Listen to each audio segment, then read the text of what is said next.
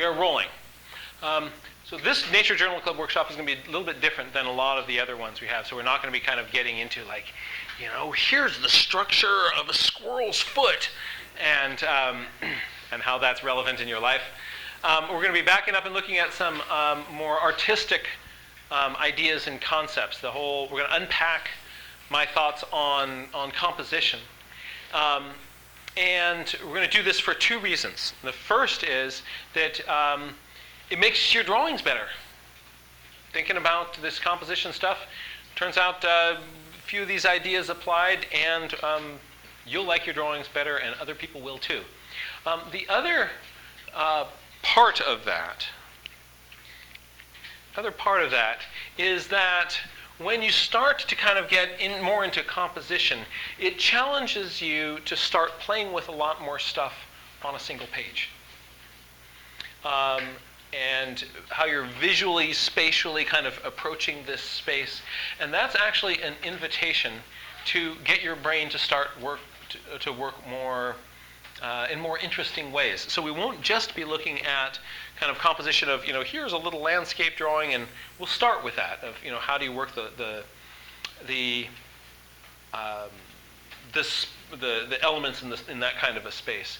Then we're going to expand to thinking about sort of composition on an entire page, and how thinking about that can be a really playful and creative experience. So I actually think that pushing yourself to explore some things compositionally also gets you to explore other ways of messing around on your journal page, makes you think differently, and the results of that, I think you'll like what it does with your brain. So I want to start by first thinking about what we have a tendency to do when we go out and do landscape painting. A person says, you get to this beautiful place, and you say to yourself, I would like to make a landscape painting. And so what do you look for? You look for the horizon. The thing that you're really interested in, the sort of the focus. So my experience is that most people will get out there and they will look for the most comfortable place to sit down. The shade, right? You're going to be here for a while. Actually, we've got a real seat right here for someone who wants one. If you'd like, there's a chair right there, and we've also got another chair in the back. If you'd be more comfortable there, whatever works for you.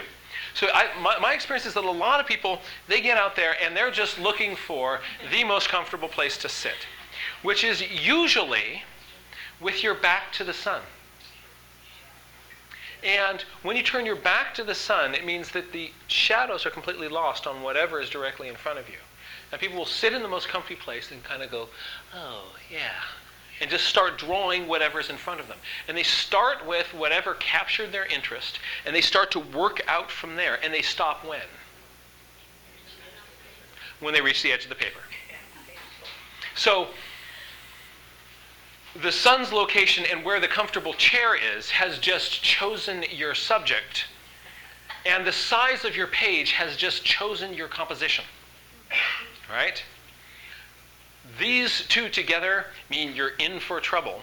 And people go, I was doing some sketching with someone in a workshop in the Sierra Nevada, and this person, we'd been out drawing for an hour and a half, maybe more, at this mountain lake, and the person came back and said, this drawing really isn't working for me. It just feels, I don't like it.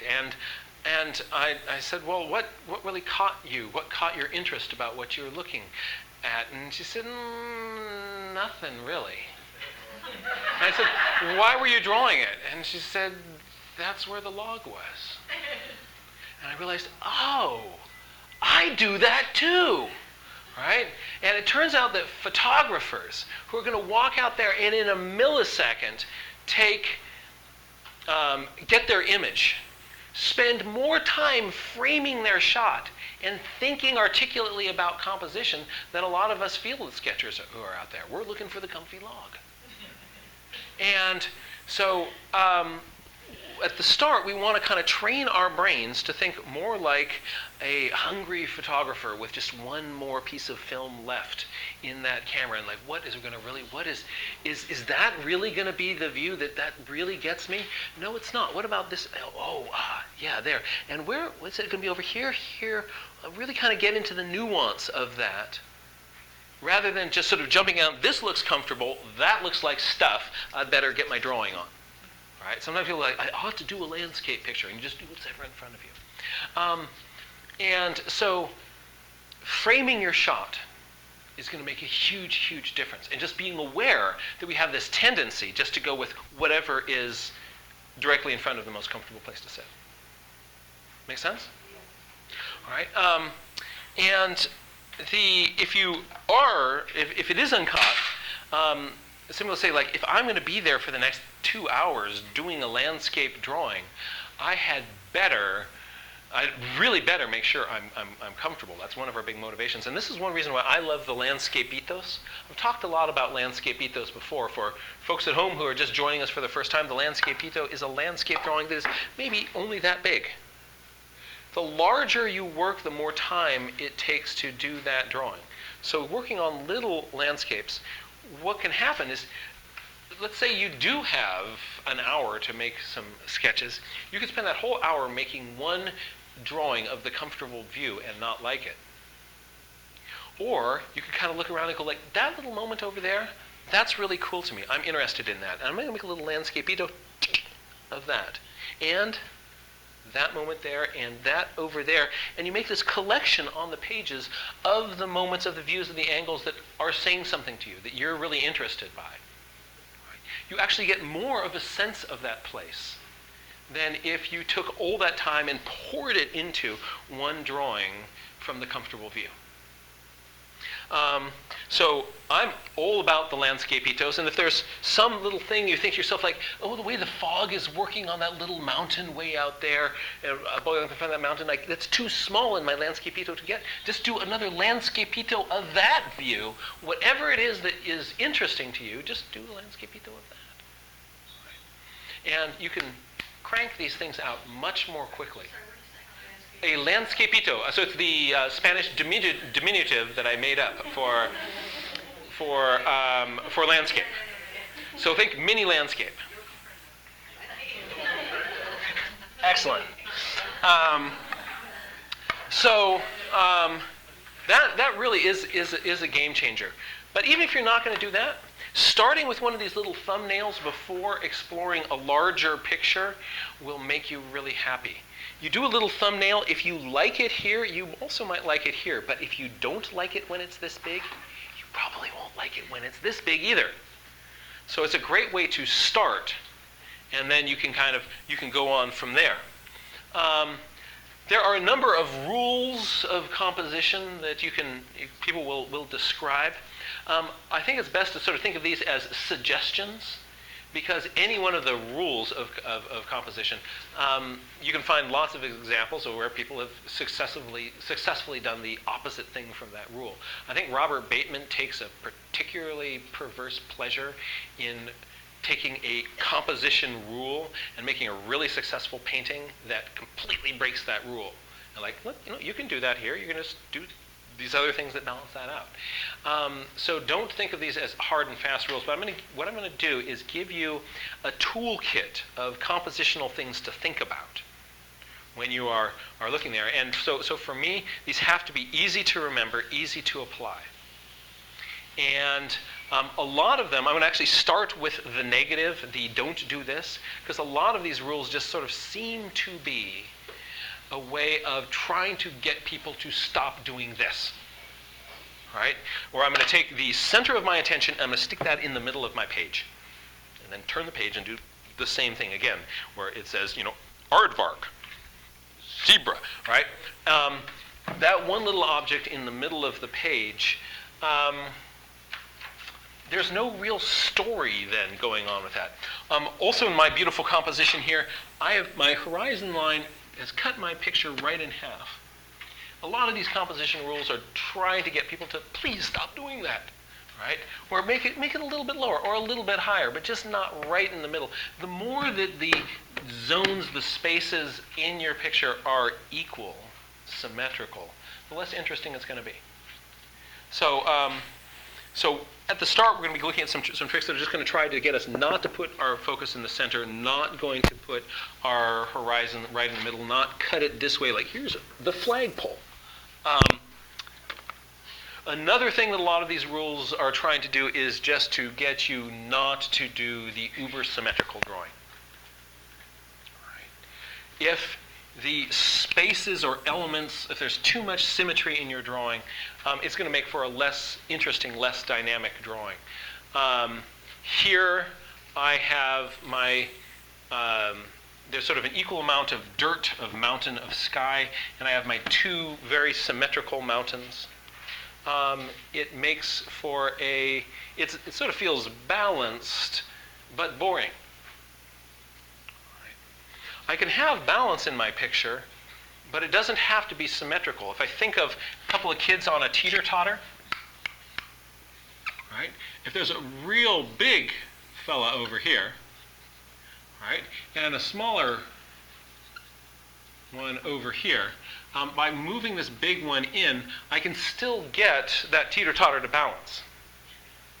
Right? But it doesn't have to be symmetrical. This allows me to get a more sort of interesting diversity of distances, of shapes, of elements in my picture.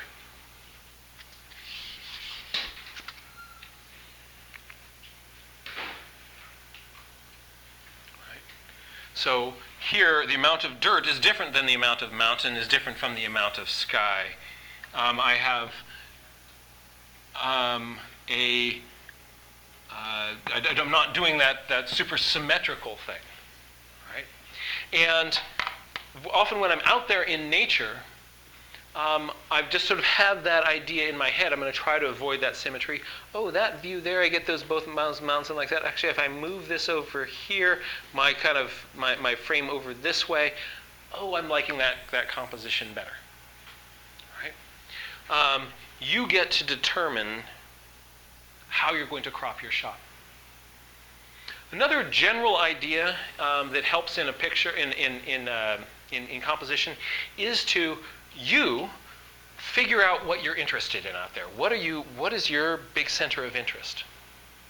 And show that in your drawing. If you were there because it was the comfy log, if there's nothing there that's really interesting to you, it's probably not going to be interesting to somebody else. So let yourself be like, ooh, I like that. Right? And then I'm going to get that down. So you're going to have a center of interest, some place that is like, I'm really interested in that element of what I'm seeing here. And I'm going to draw people's attention to that. That's often where there may be more contrast, perhaps more detail there. Sometimes there will be lines pointing to that spot. But this is where I'm going to sort of maximize. I know that people are going to look in this part of the picture. If I am going to put detail in some part of the picture, if I put it in here, everybody's going to think that the entire drawing is detailed. Everybody thinks that Robert Bateman's drawings are hyper-detailed. And parts of them are very detailed. There are also parts of them that are extremely abstract. Right? But he says, look here. Oh, there's some detail. And everybody goes, oh man, this whole painting is detailed. Right?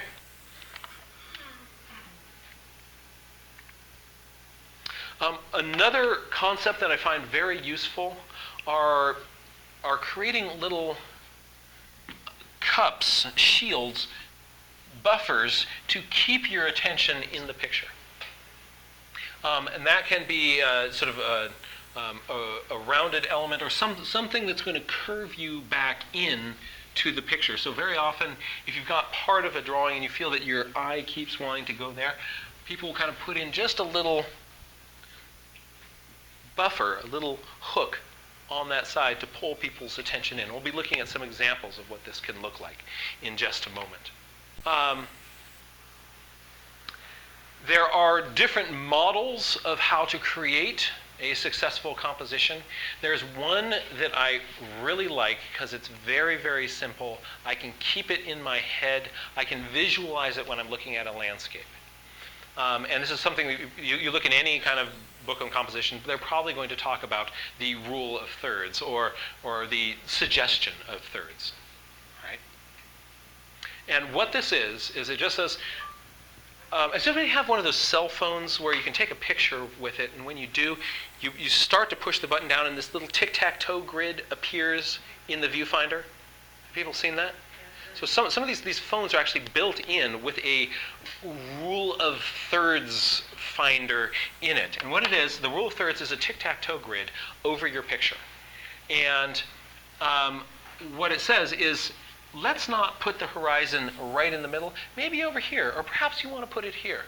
There's some strong vertical element in your picture. Let's not put it in the center here. Hey, you might put it right over here. Or what about over there? And it doesn't have to be right here. It can be just kind of around here, right? And you've got some center of interest. You're taking a picture of Aunt Agnes, right? You put Aunt Agnes right in the middle here, right? This is great for passport photos, right? But it becomes, if Aunt Agnes is actually over here, then there's a place where Aunt Agnes is and isn't. There's a space that Aunt Agnes is having an encounter with, a relationship to.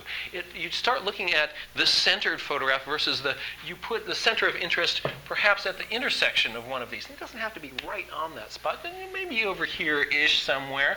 And you're going to like your picture of Aunt Agnes a lot better. So that's why these cameras that have that little tic-tac-toe grid, they're just sort of saying, like, please stop putting Aunt Agnes right in the center. But some people use that to line up Aunt Agnes right here. So she doesn't need that.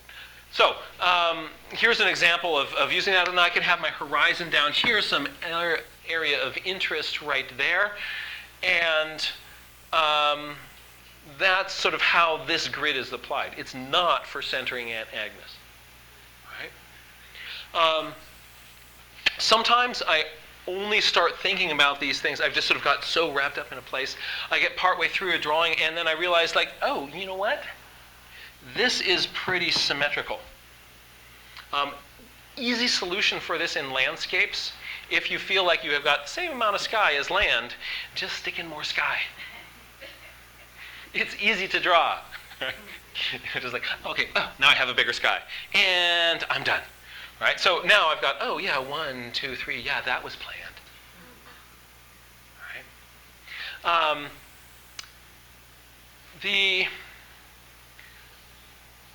Another idea of something to avoid is the concept of the tangent. And when somebody pointed this out to me in my drawings, it made a big leap for me in being able to make my drawings read more clearly. And the idea of a tangent is that if two edges of two different objects line up perfectly from the point of view where you are, say I've got an object here and an object here, at some angle those are going to line up for where you're sitting. If you draw it from that angle, it's going to feel like one big line and confuse people. Right? But if you just changed the angle a little bit so that you're seeing this actually in a different place, things should either be a sort of clearly overlapping, so that this is in front of this, or not overlapping, but the just kissing gets us into trouble. So I have this object here, right, that is just kissing the edge of this object and this object. And is it sitting on top of this one?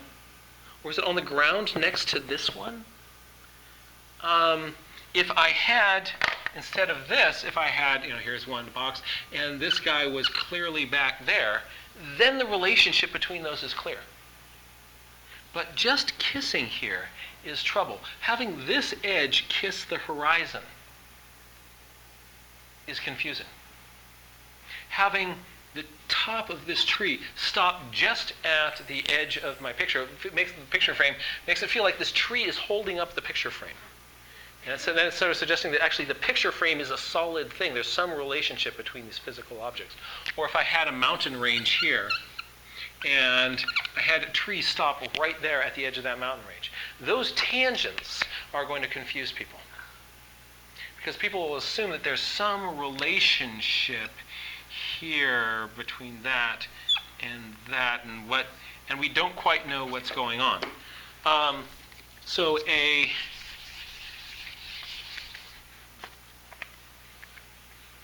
here's a confusing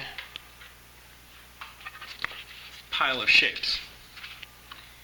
This could be, so what's making this confusing is I have several little intersections here where the corner of one object happens to be exactly at the point where the corner of another object is. So is this a triangle that is on top of this big piece? Or is this a piece over here and this a piece here and that's a space between them? Or is this piece part of this big card? You can't tell because of all these tangents. If I just moved those cards around or moved my point of view around just a little bit, I would get, this becomes clear. Like, oh, I see what's going on with these objects. Right? So being aware of tangents, both edges and corners of objects and how they touch, I don't want them to kiss. I want them to clearly overlap or not overlap. And beware of those touching the corners of the page. If something does touch the corner of the page, I want that object to be here. I don't want it to be here.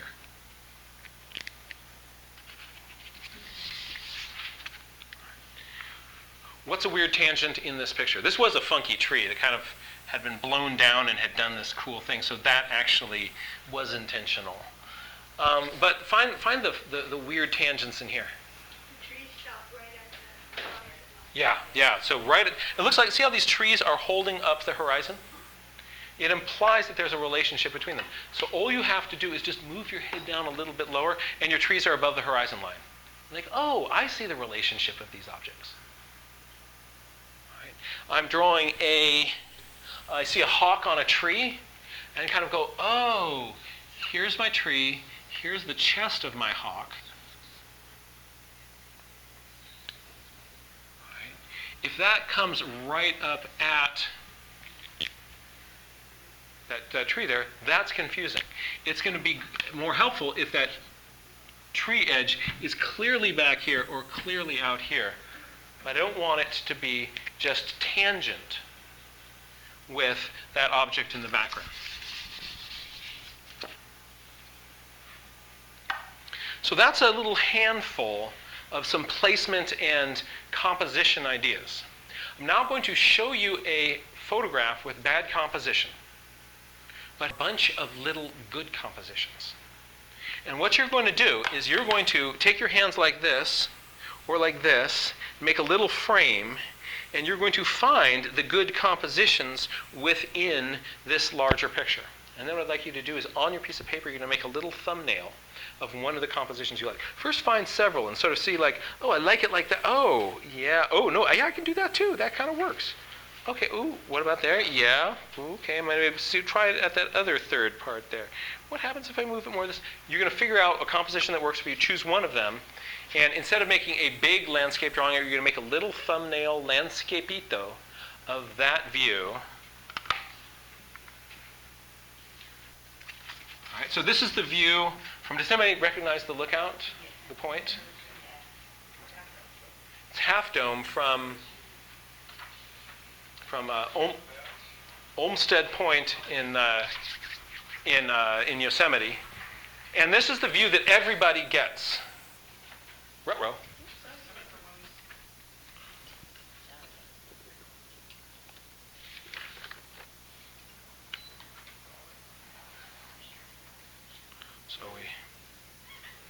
Here we go.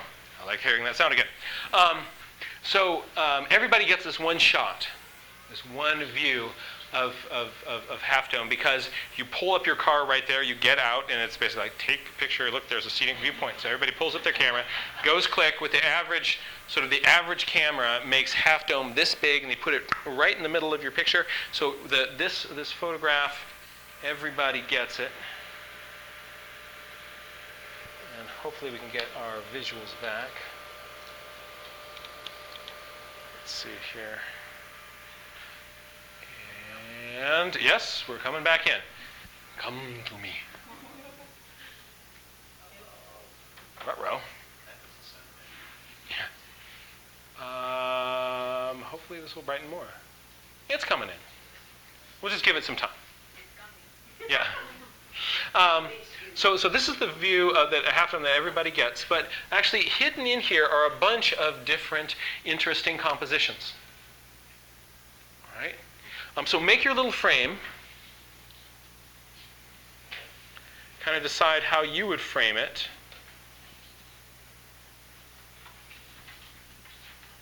First, I'm going to get a couple of brave volunteers. Does anybody see a composition that they like?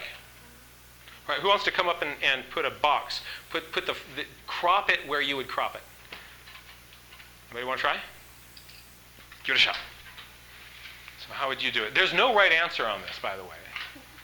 So you would give it a crop.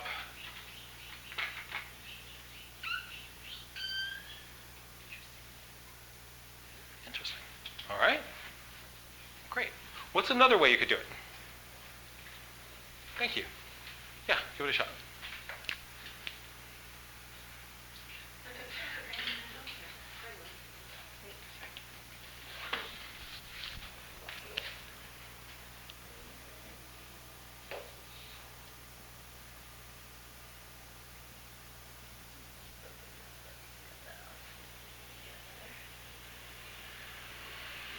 Ooh, neat. And you get this cloud's rest teeth kind of coming down here.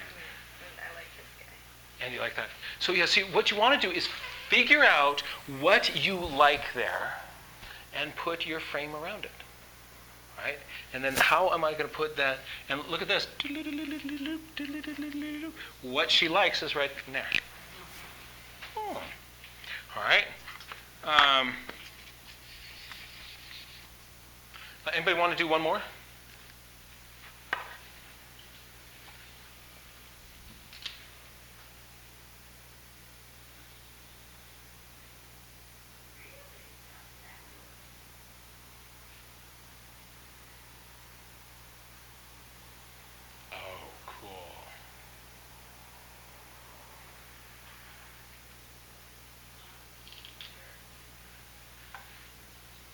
So you can make all sorts of different views from a place.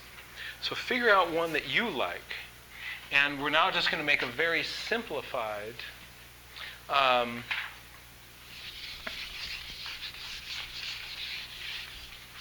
landscape ethos sketch of that. You've got 1 minute. So don't make it too big. Just do a little tiny thumbnail sketch. See what you like.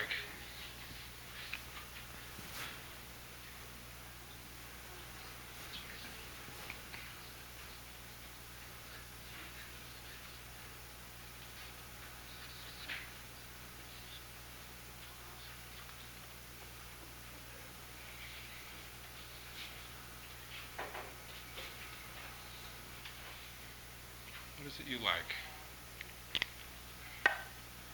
A bunch of different ways to do it.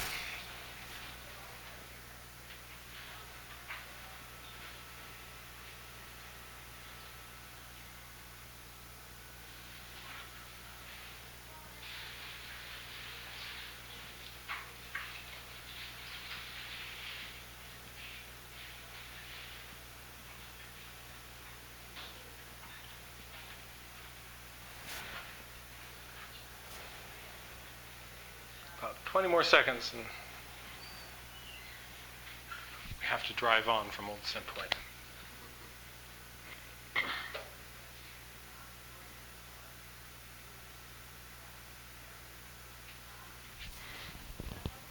Want to get over Tioga Pass before that rainstorm.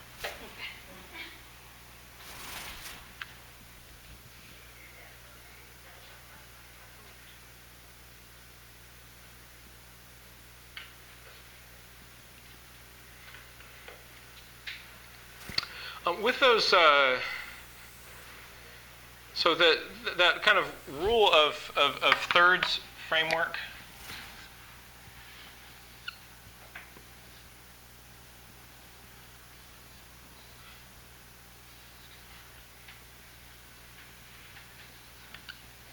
There is nothing really magical about thirds. There's no obligation to put it in thirds. You start looking around at the way different artists do things. Some people, for instance, they use a 5-part grid, and others use a 9-part grid, and a lot of these are just sort of ways to try to get people not to put their center of interest right in the middle. Kind of start to kind of skew those spaces a little bit. I find the tic-tac-toe grid is something that it's a mental construct that I can easily keep in my head, and so that's why I like that.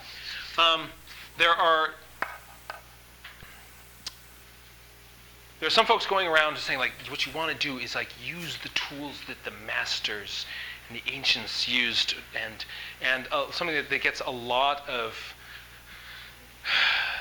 good press is using golden sections to plan out your composition. And for those who haven't experienced it before, first of all, golden sections, mathematically extremely ridiculously cool, ties into Fibonacci sequences, ties into spirals of chambered nautiluses. It's a wonderful mathematical shape whose proportions, length to height, are such that if you put it next to a square, the size of the long side, it makes a new rectangle whose short side to long side are the same proportions relative to each other as the short side and long side of that other little rectangle.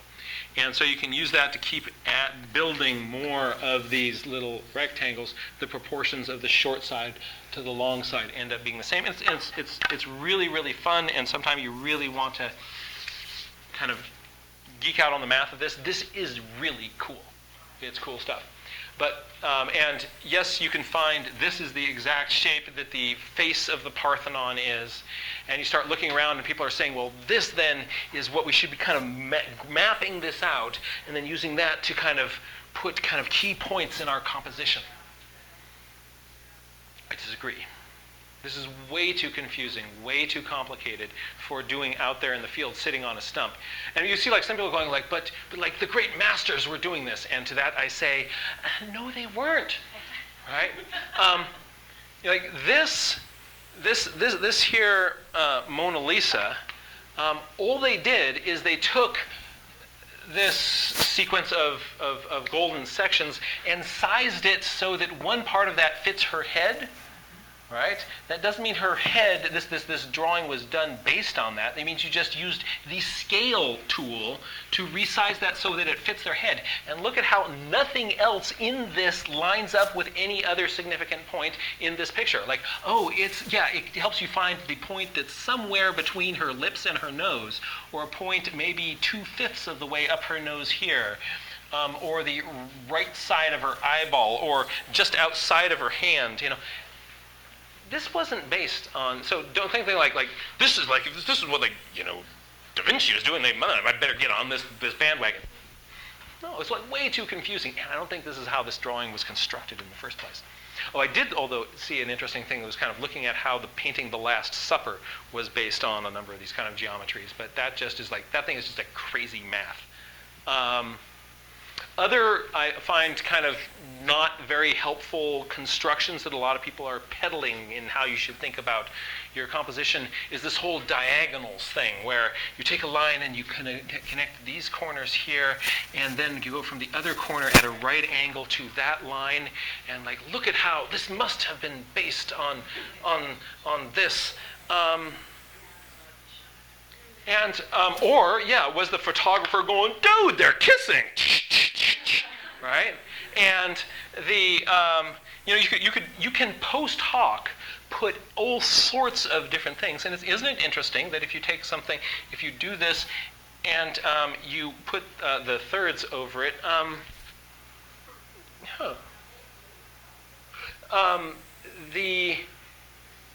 so sometimes things are cropped post-hoc.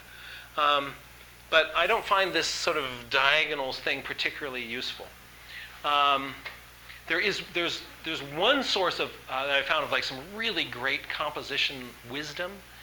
There's a fellow named Greg Albert who wrote this book. And this is quite a title, The Simple Secrets to Better Painting, How to Immediately Improve Your Art with this one rule of composition. And that's biting off a lot. And most books with a title like this don't live up to their title, but his actually does. I find it a really useful, very practical book on composition.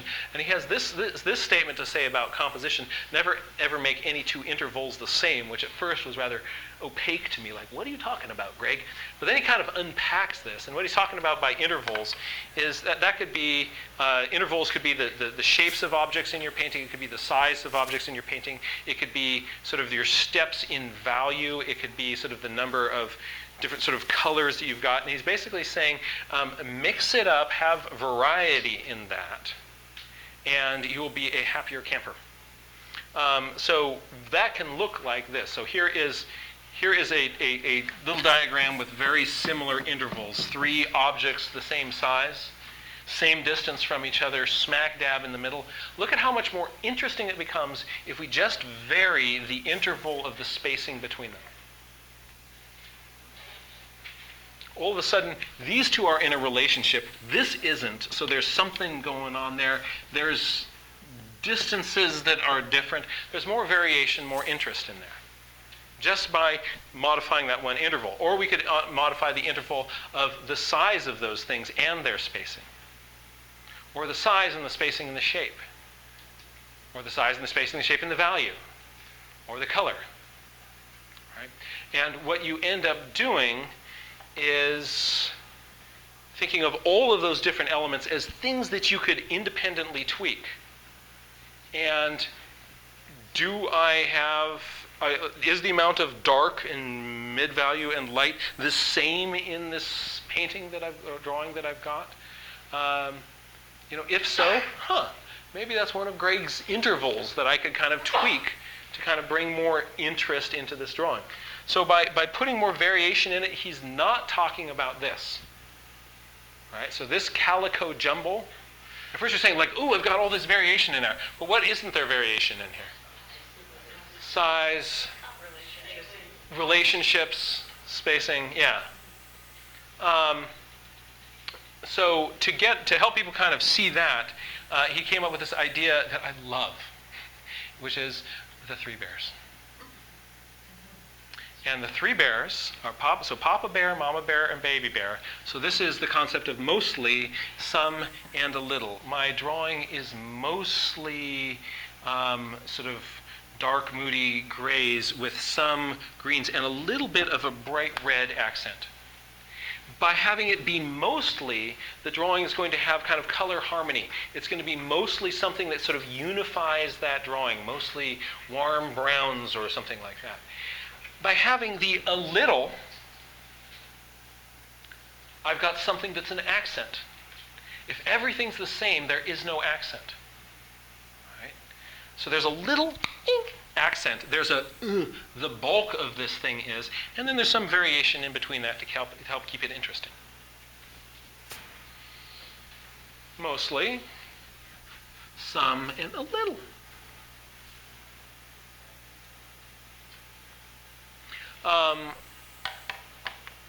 If I will sometimes get a drawing and I'll look at it and it'll feel like a bit of a calico jumble to me.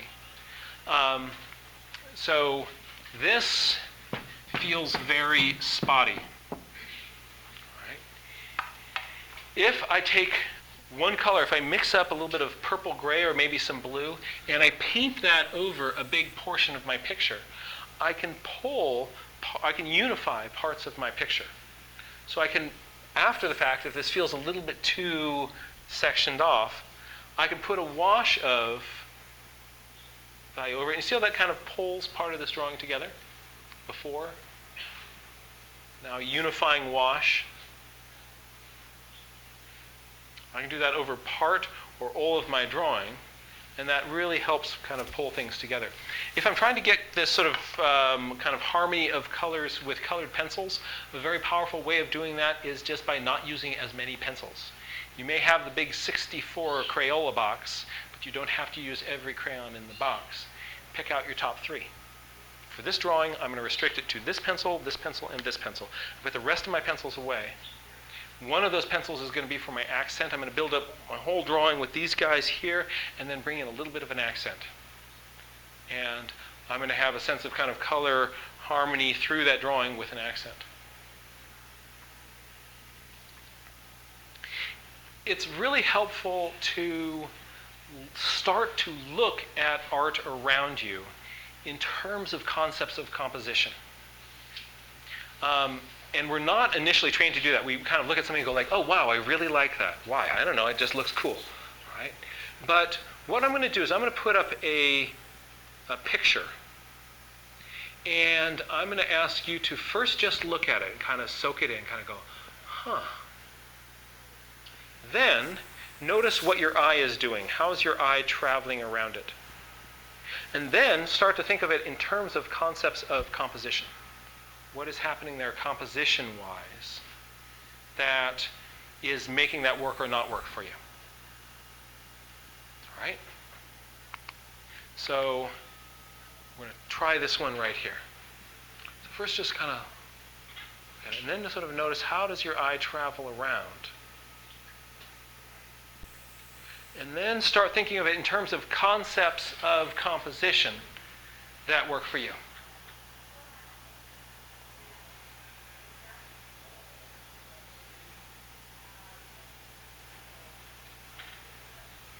Now turn and talk with somebody sitting near you and share with them what you're observing, what are they observing. All right? We'll just do this for about 30 seconds. So turn and talk.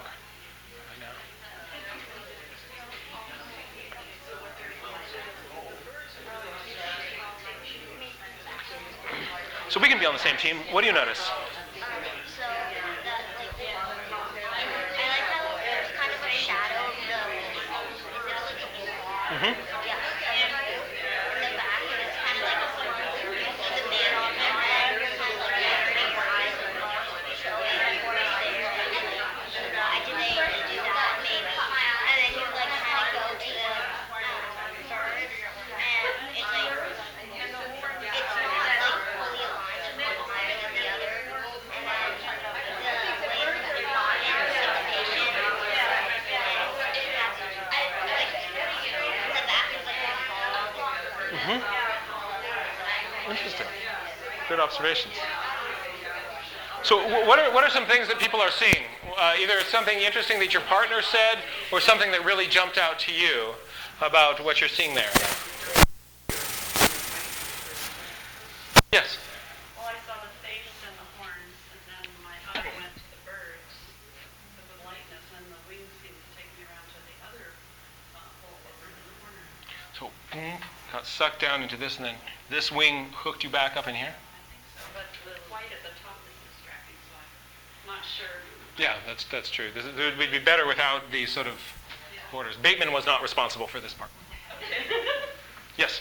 The curve of the buffalo's horn is echoed in the curve of that upper bird's wings, and it carries the eye around back to the tip of that horn and then back around again. So you get looped back in by this guy.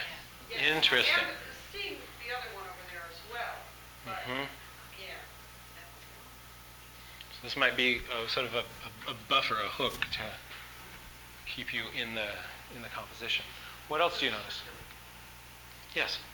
I think I caught the cricket first, and then I went around to look at the face of the bull, Mm-hmm. and then I flipped around back to the cricket. So yeah, you also found yourself kind of in a track in here. Interesting. Interesting. Yes? There's a lot of that dark, and then there's the white of the birds, and there's a contrast of the darkness of the buffalo's face with the light of the birds and also the reflection of the horns. Mm-hmm. So tons of contrast right in here. Yes. Interesting to think of this in terms of Three Bears. Yeah, because the little bit of white in the face looks like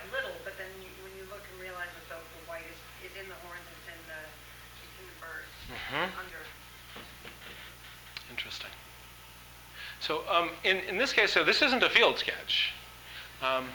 But there's actually a lot of the things that you're seeing are very intentional and have been thought through and experimented and played with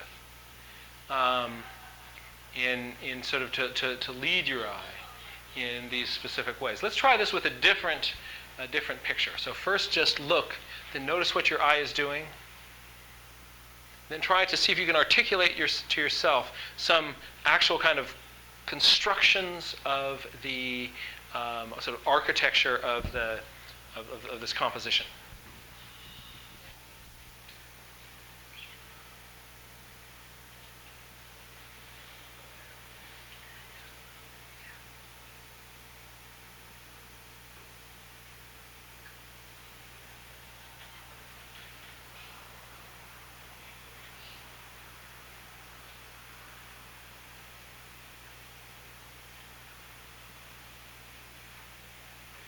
Turn and talk.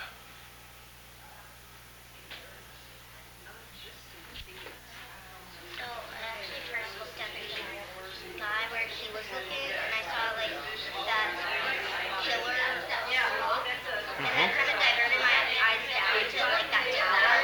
I don't know what that is. I think it's a sailing ship. Yeah. The ship. And then like I see the white, and it's like the waves make me go down into the night. Like seagull waves, and it kind of diverts me to the fish, and then I go back and like. And the hook of the fish scoops you back up into it. That's neat. That's really neat. Yeah, it's interesting how there's like really your eye is being intentionally moved around that picture.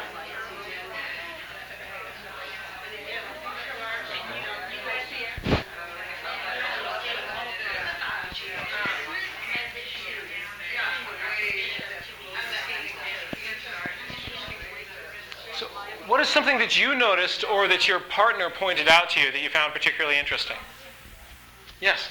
I think that we could apply the two bears with respect to line rather than color, because I think that there's a lot of diagonal upwards towards the left, and there's some diagonal towards the right with the other sides of all of the waves and with the fish's tail, but then there's just a little bit of horizontal, like 3 horizontal lines basically with the oars and the horizon in that line. Isn't that interesting? Just sort of think of what she's doing is she's thinking of the orientation of sort of major sets of lines here, and just get your brain to abstractly just sort of see those as lines.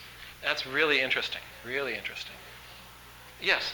There's a sense of thirds, not just in the horizon and the foreground, but in the boat itself. There's a man, there's center boat, and then there's fish. Mm-hmm. I love this. Yes. I've noticed I looked at the man first. I was surprised because there's so much white there, and my neighbor said there's light around the edge of the boat on the top of the, what do you call it, tunnels or something. The edge of the boat made it frame him, I think. I guess that's why then the eyes wanted to go see what I can go back around, back to the bottom of the fish in the water. Mm-hmm. What happens when you hit that fish? Stay there for a while. Yeah. Mm-hmm. Stay there for a bit, And then it leads your eye up to the light. and it pulls you back up. A little hook. Yeah, interesting. So some really deliberate choices going on here. Starting to break apart. Oh, yes. Sorry. This, what looks like a sailboat, a sailing ship on the horizon, is a really interesting element because it gives a sense of balance. A little tiny thing, but Yeah. it gives a sense of balance. You follow the fish tail, you go right up to that, and then over to those clouds, which echo the angle of the boat and of the man. Interesting. Very interesting. And something that you can do with a painting like this is just take your thumb and block out, like, see what happens if you block out that little boat. See what it's like without that. Isn't that interesting? You sort of feel like you're now going to follow off this way.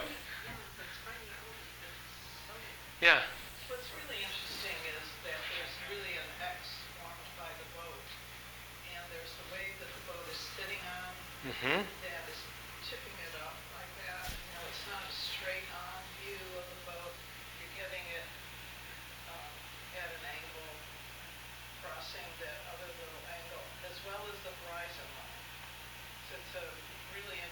intersection of lines that are going to be linked to all of them. Yes, yes. Ashok. What puzzles me is the little wave at about 7 o'clock in the little ship. Why is that light wave there? Right Yeah. there. Why is that there?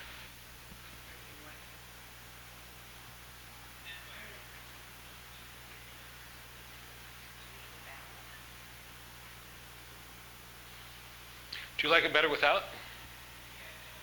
Well, it's an obvious choice that he made. And so I'm just curious why he made that. I mean, the contrast is huge. The value is change is huge. When I look at that wave, I think, even though the main push of the wave is going this direction, something's got to be coming wind or something that's pushing. And to me, it echoes the sort of ominous cloud up there, like danger is coming from that direction. And also maybe safety at the same time coming from that direction. So I think of it as a storytelling thing. This guy's in danger. I think this guy's in trouble. He's chopped up by the horizon and his oars, and he's looking into that dark cloud. And I feel like that wave is also saying, it's not an easy path getting back to that ship. Interesting. Fine. So, is to interact with art in this way. Is intentionally look at it. What's going on here? What's happening compositionally? And to start to describe it to yourself specifically and articulately, just as you're doing right here. You have the skills to do that. And the more that you start to do that, the more that you will naturally see composition around you, and the more easier it'll be for you to have those same elements come up in your own work. All right?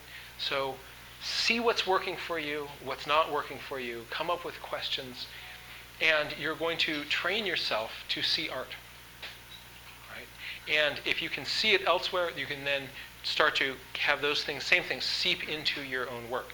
Now, all of these are planned, very, very carefully planned drawings. When we're out there in the field, you're probably not going to be doing as much planning as Winslow Homer was doing in creating this. Right? But if you have in your vocabulary how to think about these sorts of things and how these different elements are working, you'll find them starting to come into a single drawing and sometimes a page. Right? We're going to try one more here. And so let's take a look at this. Isn't that?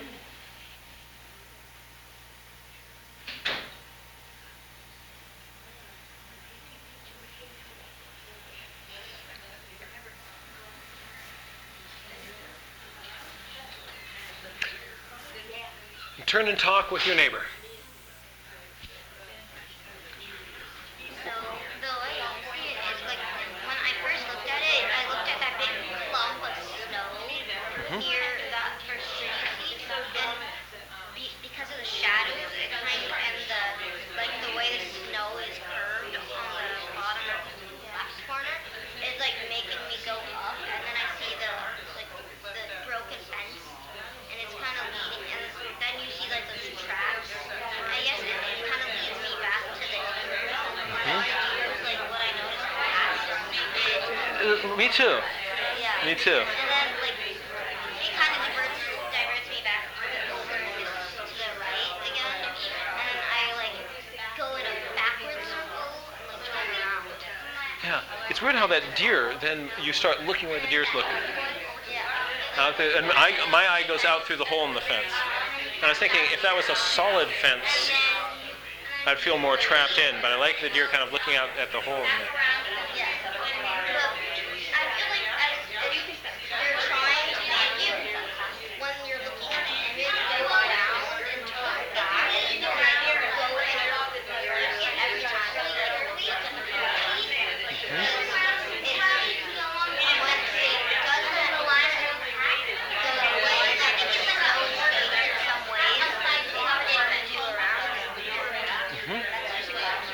Nice. So, any interesting observations people wanted to share? Shadows are on one side, and your eye kind of converges to that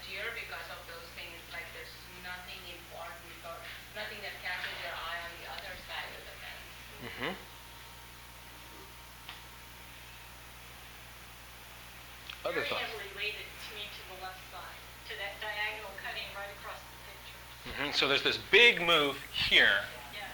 Yeah. Why don't we shoot off the page? Screen branch of the trees. So a little hook of trees up here. Interesting. And that little focal point. You kind of like, oh. Then once you hit the deer, where do you go?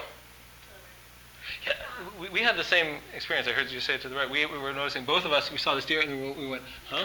Where does the deer want to go? Yeah. Yeah, would it be the same if the deer were faced the other way? Maybe probably. If you have somebody who's talking about something, you know, like the certain institutions, but we have to make sure that the maintenance space, unless you're being super artsy, the sort of move it, with something Yes. The angle of this is interesting, but if you look at the horizontal line up there of the broken fence, and you look back to the left of the deer, you'll see it's echoed in the trees there, that horizontal line, which is angles off of the, you know, diagonal. Really, I mean, that had to be deliberate. Yeah, Bateman really, what is going on abstractly in his pictures is very, very strong. He sometimes starts with just an abstract bunch. He actually had a period where he was abstract Bob Bateman. This is also a great example, I think, of, you know, of Bateman kind of going like, rules? Bring it. Because I've read somewhere like, never you can have a big, bold diagonal going right to a corner. Right? Right? Some people say that, never, you can't do that. No, it's like, oh, really? Huh. Fun. Yes. What was really interesting about this picture was the amount of light balanced by actually a relatively small amount of dark. The trees and the fence are very dark, but you have all that white on the upper right. Yeah. Even on the left, even the grays, blue grays of the shadows there on the snow are very light. I think, to me, that was just really interesting. He breaks up that part up in the upper right. The left white is broken up quite a bit, so Yeah. it's interesting white.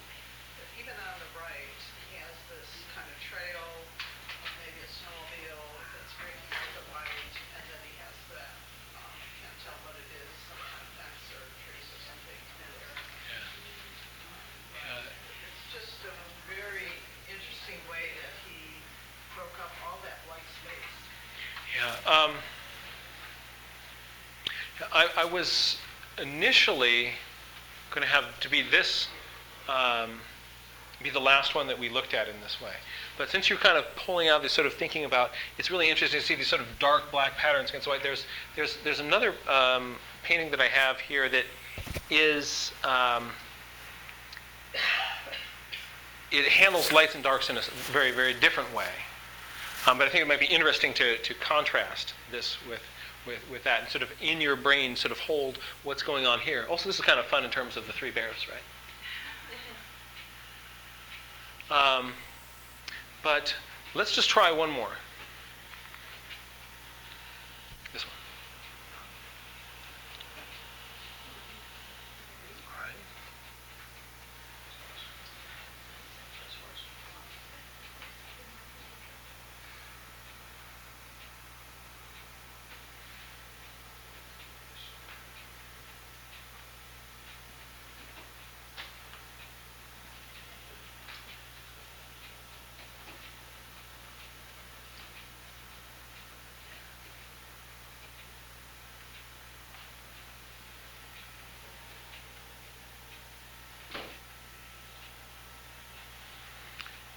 Talk with your neighbor.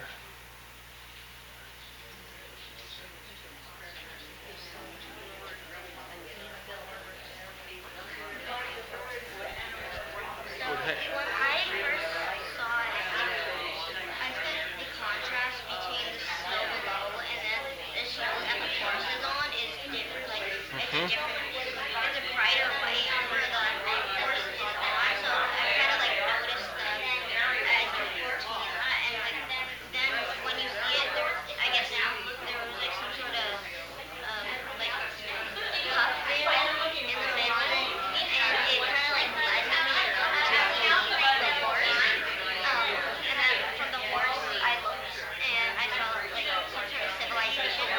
You looked where the horse was looking, and No, yeah, to the rider. Uh-huh. and from there, I kind of like looked at the horizon and saw where the snow, the two different like shades of snow met, and it led me down to the horse track. Oh, neat. Which then also angle you back up into the horse. What did you? So you can take one of your drawings and you can mess with its intervals, right? So if it's here's a bird, and let's say I've got a whole bunch of stuff that is this size in my journal or this color, I can put a little box behind it, and I've just sort of changed what's going on with color in my page. I've changed the size of this. So even though I've drawn something, it's still plastic. I can take a sketch and draw a habitat around it. Right? So once the bird is gone, I can now draw the branch that it was on, and I still have, with that individual sketch, some flexibility and plasticity. And what I'm going for is that on the journal page, I just want to have a variety of sizes and densities or clusterings of stuff. I want to have some things that are big. I want to have some things that are small. I want to have some things that are in between. Maybe Papa Bear, Mama Bear, Baby Bear that. Right? I want to have some things that are clustered together. I want to have some things that are off on their own.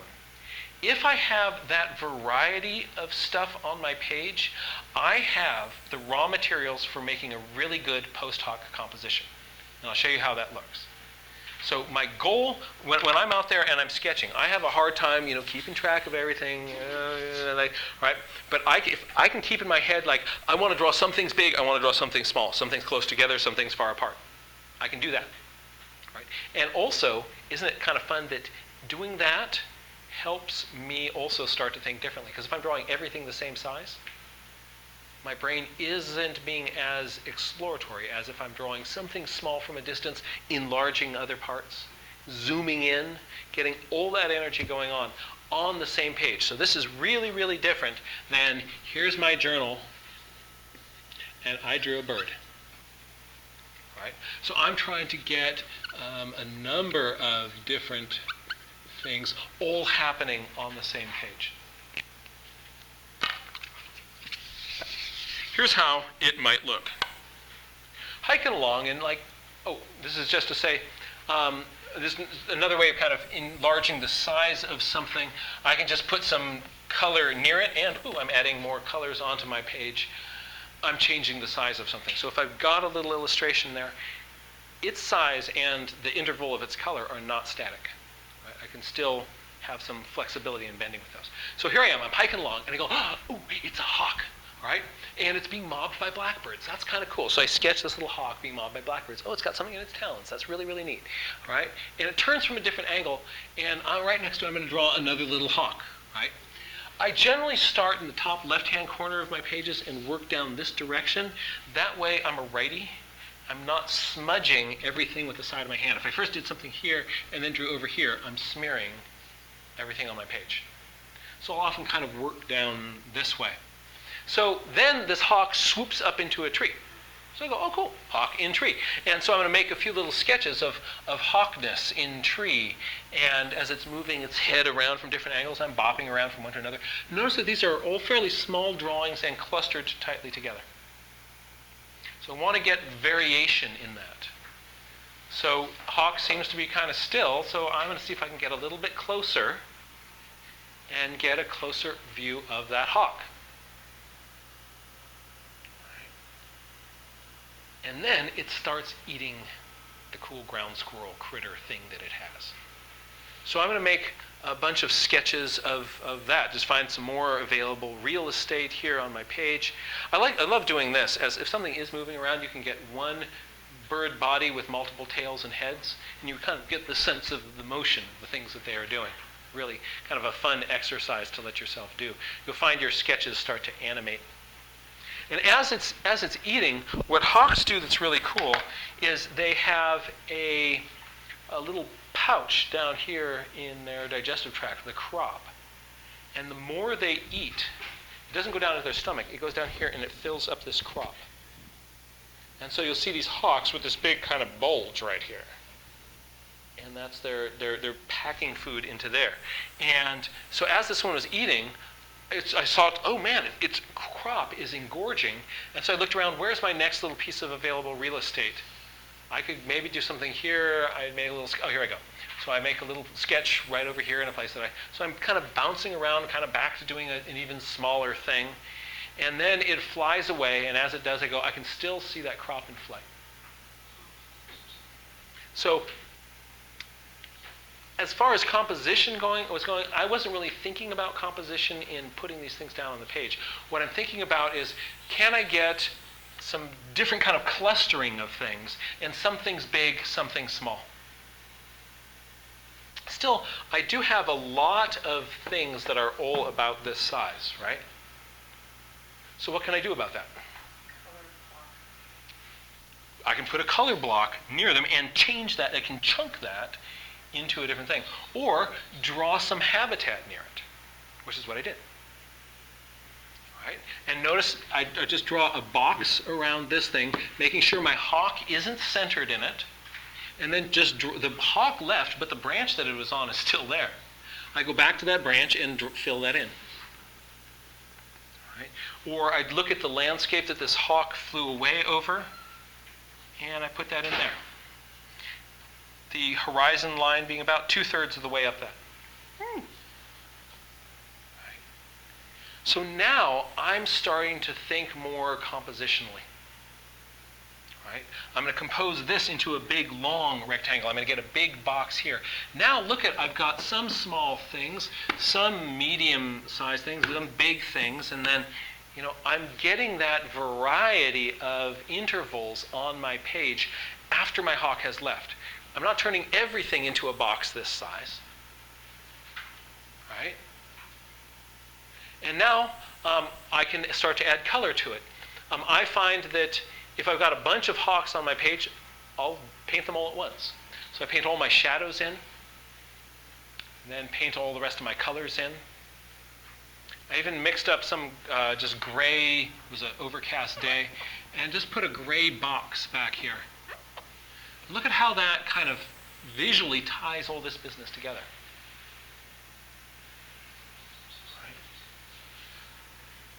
The writing that you do in your journal is going to record information that is hard to show with sketches. Some things are easier to show with writing, some things are easier to show with sketches. If you're just using one of those modes, you're not recording as much stuff. So I think to myself, what did I notice that didn't really come out in my sketches, or is there anything that I really want to highlight? And I write that in. Don't think to yourself, oh no, if I write all over this, I'm going to mess up my drawings. It turns out the more you write all over your pictures, it just makes the density of information here richer, and the page itself becomes more interesting because there's more data, more information there. If you write close together, that block of writing will also feel like a compositional element.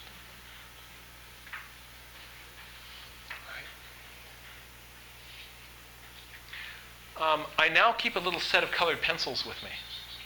And what I did is I saw, okay, there's some red brown in here, there's some red orangish brown in here. I'm going to pick up on that kind of highlight color, and I just put that around the frame here. Notice that it wasn't here. I just popped that frame with that red brown, put the same thing around here, wrote in my date, location, and weather here, put my red-tailed hawk information here. It kind of is sort of picking out an accent color for some of these things, and see how that ties the page together.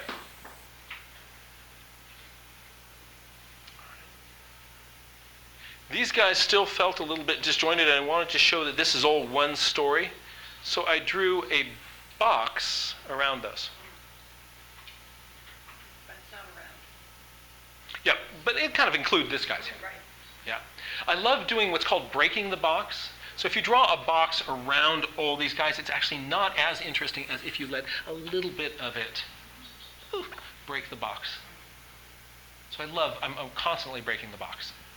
So here's some broken box right there. Maybe add a little bit more color right in here. And it looks like this was all intentional. But really, I just was jumping around as the bird was moving around. I had some empty real estate, and then Post-hoc was able to figure out how to use that. I recently, so this is fun. You can be really creative with this, and this is really fun. A little set of colored pencils. You don't need a big set, but a few little colored pencils. You'd be like, oh, I'm gonna pick up that color, right? I really kind of got into thinking about this when I was in Africa. I want to show you some of my sketchbook pages from that trip where I was doing these sort of things and kind of developing this post-hoc composition idea more. If I picked out some color that is prominent, I can use that as an accent color in a bunch of little places in my notes, and just that alone sort of pulls these two pages together.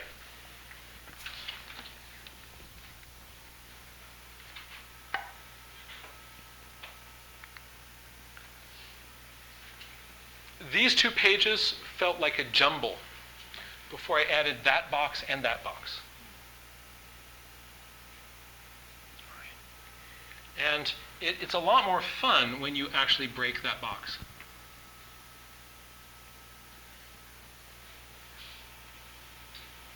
So I would just sort of hold my pencil above the page and kind of go like, is that my box? Should it come in here? I want to have that. How does that come up? Okay, there I go. There, boom. And it just pulled those together. It's like, oh, wow, that's really cool. And I like the way this guy's tail sticks out of this box. I'll often pick up on some color that is prominent on the page to be the accent color for those little notes. That also helps sort of unify things that are going on. It makes the page easier to read, easier to scan, and helps your memory of what you're seeing. This page felt really jumbled until this box. Look at how that is really breaking the box. Some of those guys are mostly out of it.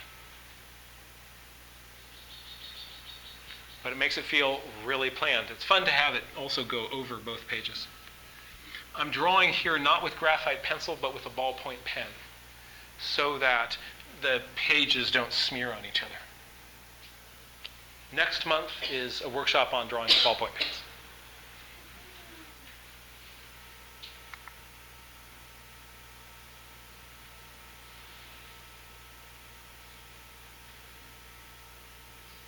I think this probably would have been cooler if I extended this little background hatching stuff out into here a little bit more.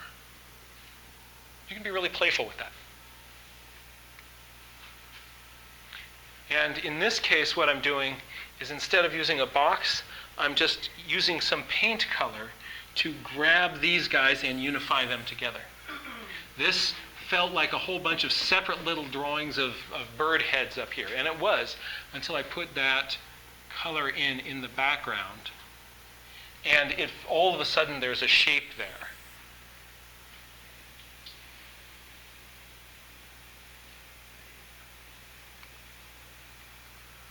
Last example. Same thing was going on here. These felt all sort of scattered. The minute I put this blue in here, or cyan, the white of the wings immediately popped, and this feels like a chunk, like a unit. And that was this sort of like, I felt like I want this to sort of feel, oh, I'm going to try to put some stuff in there. And once that happened, I went, oh, cool, yeah, I meant to do that. In this case, it's just a blue box with a little bit of blue hatching out here, kind of coming into this area to kind of grab this bird and pull it into this. I don't need to put a box around everything. If I did, that would start to feel cluttered. But if there's a box around this, then this is separate, because this is not in a box, this is. What was your title for this concept? Post-hoc composition.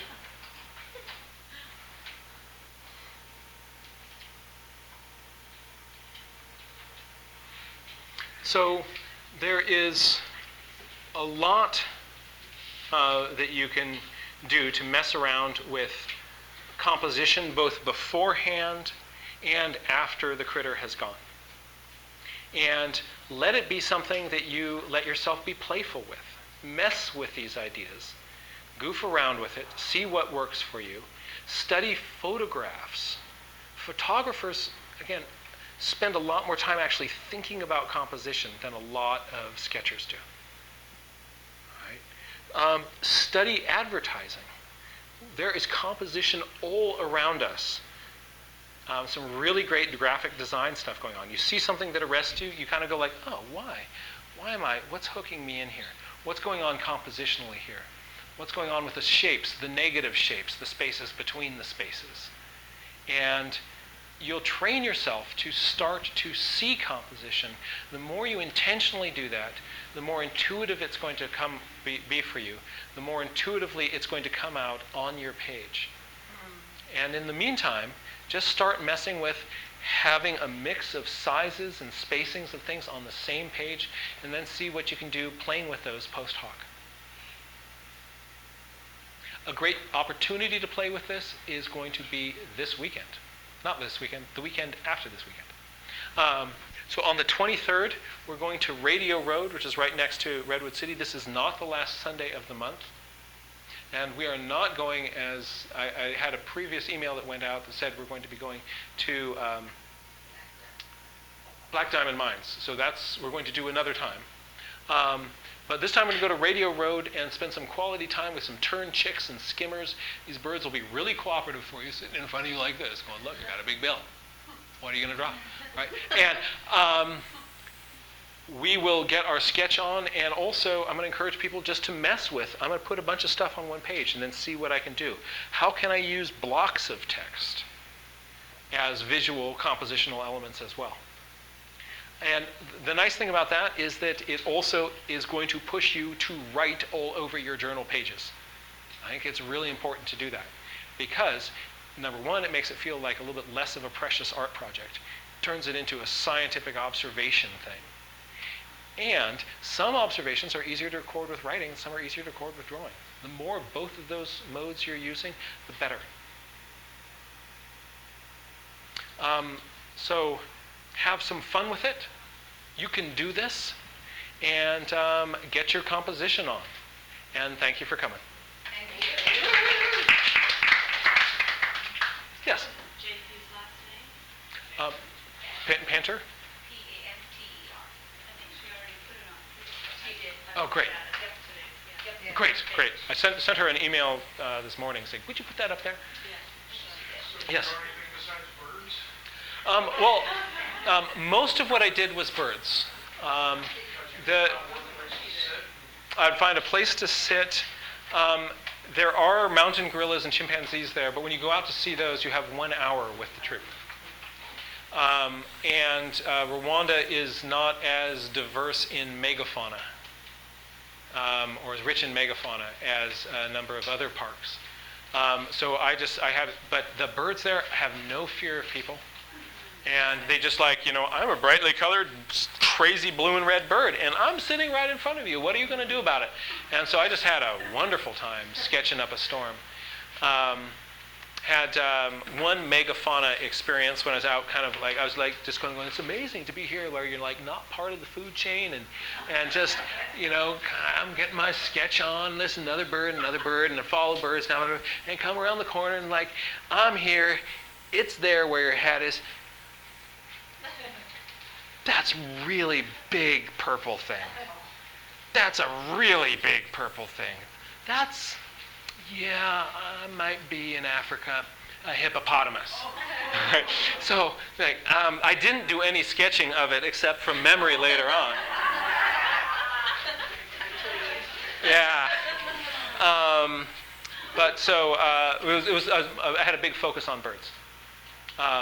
But it was just incredible wildlife peeping. Yes? I get to go to Tanzania next month, and did you take field guides? I mean, identification guides? Yes, I did. I can shoot me an email, and I'll. And there was also, I'll find out from a friend of mine who I met out there had a field guide to birds that I didn't have. It was really, really,